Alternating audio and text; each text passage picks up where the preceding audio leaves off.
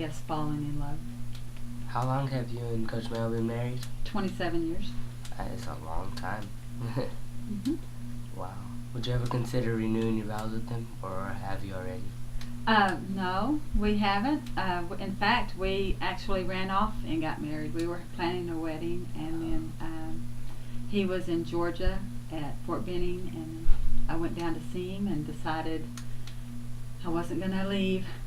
So we got married at Justice of the Peace there at Fort Benning, and got married. And I called my mom and said, "Guess what?" And she said, "You got married." We'd already got our invitations, and I'd got the dress, and so all of that just went away.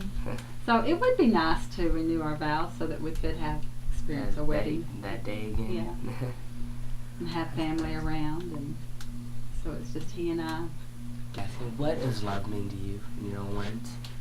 It means someone being with your best friend, someone that shares the same goals and commitments that you do. It's not all butterflies and romance. It's someone that you can depend on, and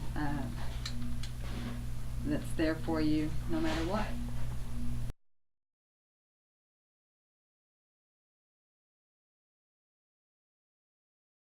Very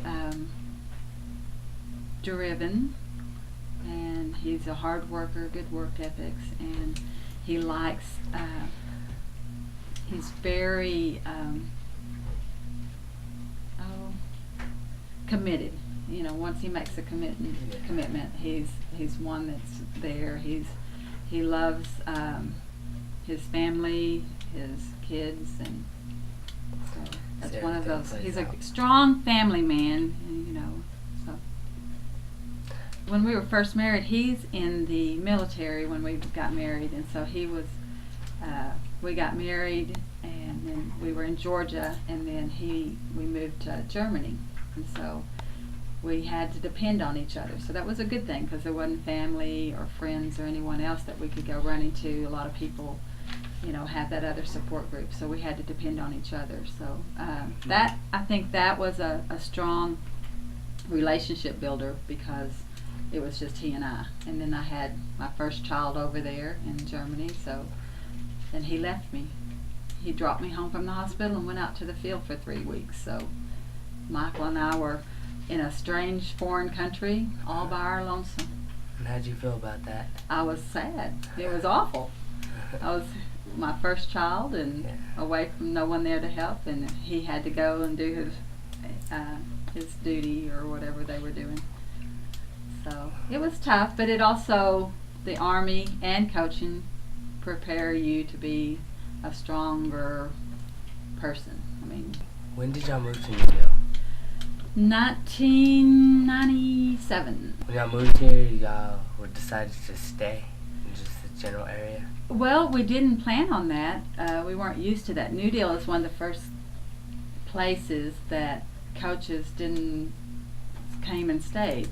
I mean, most of the places we've been to, the coaches were 3 to 5 years. We'd moved around. I've been in like 6 different schools and teaching and things before we stayed here. So this was something I wasn't used to. And then once the kids started, you know, junior high, 7th grade and stuff, we kind of made that commitment that we weren't going to leave until they finished. You know, we weren't going to move them around like we had when they were in elementary. So Garrett's the only one that got to start at a school and stay at a school. The other two went to, I think Michael, she was at 3-4 different schools by the time she was in 4th grade. So Thank you for your time. you're welcome. Hope to do this again sometime. All right, I appreciate it. Thank you.